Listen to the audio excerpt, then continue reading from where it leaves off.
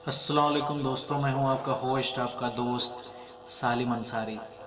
दोस्तों, मैं आपका बहुत ज़्यादा वक्त नहीं लूँगा।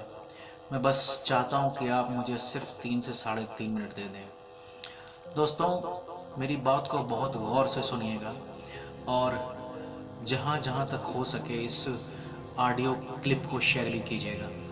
दोस्तों, हमारी ज़िंदगी में कई ऐसे पल आते हैं जब हमें परेशानियों का सामना करना पड़ता है। कई लोग तो जीवन में संघर्ष करके आगे निकल जाते हैं और कई अपने हालातों से हार मानकर खुद को जिंदगी के हवाले कर देते हैं। ऐसे में हमारी जिंदगी और हमारा खुद का कोई वजूद नहीं रहता। दुनिया उसे को सलाम करती है जो अपने कलाम खुद लिखते हैं। सिर्फ इंसान ही नहीं, प्रकृति में हर प्राणी के साथ ऐसा होता है। अब मैं आपको बाज की एक कहानी सुनाता हूँ। दोस्तों, अल्लामा मोहम्मद इकबाल को बाज अपनी फितरत की वजह से बहुत पसंद था। क्यों पसंद था, ये बात आप इस कहानी के ख़त्म होने के बाद जान जाएंगे। गौर से सुनिएगा दोस्तों।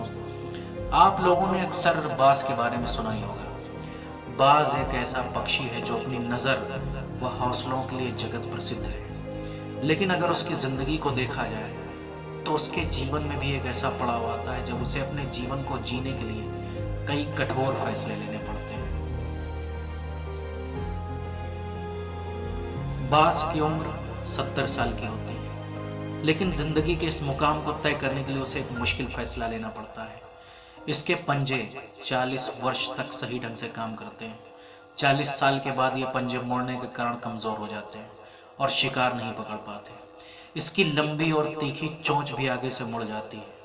पंख मोटे हो जाने से भारी हो जाते हैं और उसकी छाती से चिपक जाते हैं। इससे उसे उड़ने में बहुत दिक्कत होती है।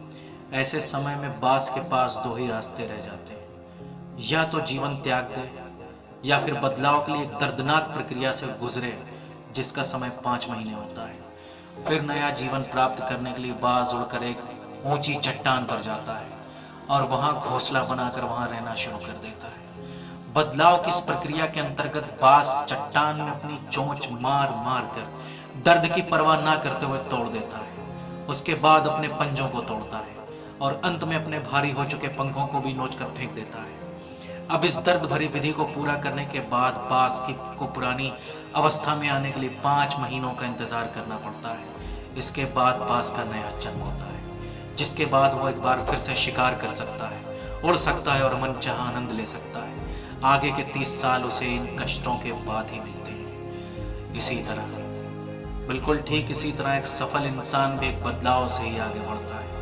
उस बदलाव के कारण उसकी आलोचना होती है, उसका क्रिटिसिज्म होता है, उसे गलत कहा जाता है, लेकिन वो इंसान अपनी मंजिल की ओर बढ़ जाता है। जिस तरह एक बाज एकांत में खुद को बदलता है, उसे कोई फर्क नहीं पड़ता कि कोई क्या कहेगा।